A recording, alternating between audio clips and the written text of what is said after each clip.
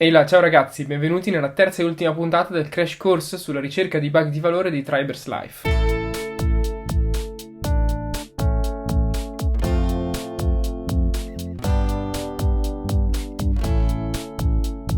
Tribers Life.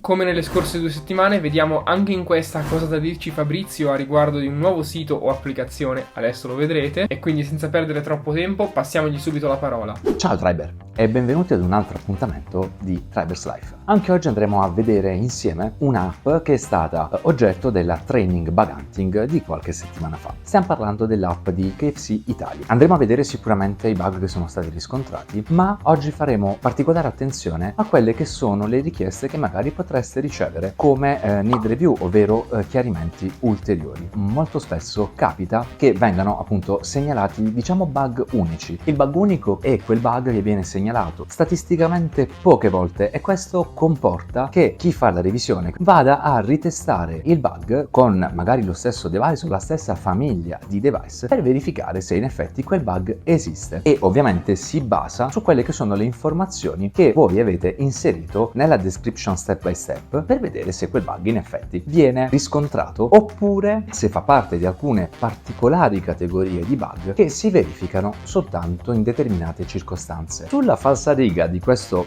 consiglio che vi ho appena dato andiamo ad aprire l'app e come possiamo vedere dalla landing page vado su prodotti, scelgo un qualsiasi prodotto, faccio tap su consulta l'elenco degli allergeni e a questo punto io dovrei in qualche modo vedere qualcosa. Benissimo, dovrei vedere appunto la tabella degli allergeni. Molti di voi hanno segnalato questo come bug. Nella realtà è un bug di usability, semplicemente perché gli allergeni sono presenti facendo uno swipe per appunto consultare le singole schede degli allergeni. Non è facilmente intuibile, per cui da qui un bug usability. Torno indietro, vado ad aprire la sezione dei prodotti, ad esempio Twister, stesso ragionamento, faccio tap su consulta la lista degli allergeni e mi apre il browser invitandomi a scaricare il PDF. Io lo scarico così vi faccio vedere, vado ad aprire il PDF ed ecco qua l'elenco con gli allergeni così come lo abbiamo visto nell'altra categoria di prodotti, però lì c'era da fare lo swipe. Ora vi faccio vedere il comportamento con un altro browser, faccio tap su allergeni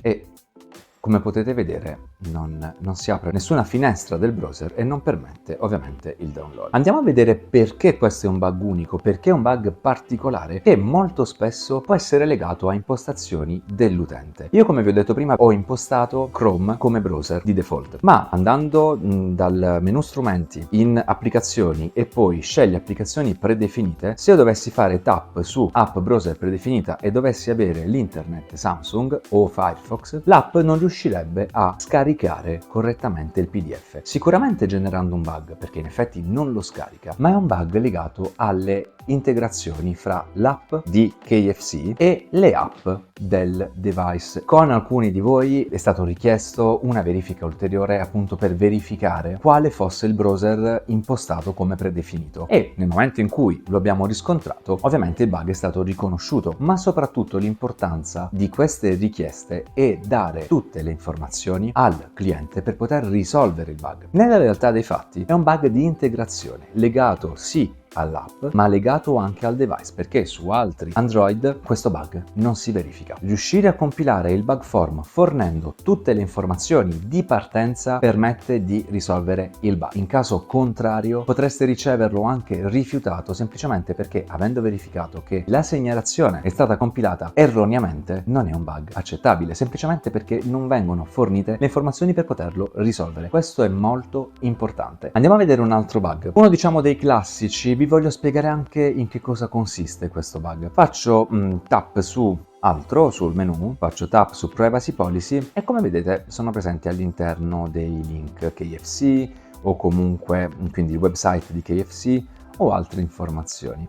Nel momento in cui vado a fare tap viene mostrata pagina web non disponibile. Ora, questo è un bug che è uno dei più gettonati. Devo dire che è un bug che comunque ha la sua importanza. Un link esterno è importante che apra la pagina corrispondente. Nello specifico questo è un tipo di bug che riguarda la sicurezza adottata nella chiamata esterna al website. In questo caso Android nelle ultime versioni, ma anche iOS ha seguito la stessa direttiva, deve avere dei link in HTTPS, quindi diciamo sicuri, non in HTTP. In questo caso caso le chiamate sono in HTTP e mostrano un errore di Clear Text Not Permitted. Un altro bug che si può segnalare ha la sua importanza, l'abbiamo sempre detto, è un medium high, dipende sempre da dove si trova e da cosa va a impattare. Vediamone un altro. Sono logato, vado a fare tap su il profilo e faccio tap su gestisci metodi di pagamento. Bene, si apre una pagina diciamo bianca con gestisci le tue carte senza però la possibilità di poterle aggiungere. Bene, in questo caso in basso c'è una frase che spiega all'utente che le sue carte saranno presenti solamente dopo il primo ordine. Fate sempre attenzione, non è un bug, perché viene spiegato quando all'interno di quella particolare sezione sarà presente la carta. Andiamo a vedere un altro bug. Andiamo nella sezione altro contattaci e qui abbiamo una bella call to action con contattaci, ma da utente guest non riesco a aprire nessun form. Vediamo se lo fa da utente registrato, anche perché appunto può succedere diverse volte che i comportamenti possano essere differenti. In questo caso il comportamento è uguale, la call to action contattaci non funziona e anche qui abbiamo un bel bug di tipologia malfunction. Un altro bug di usability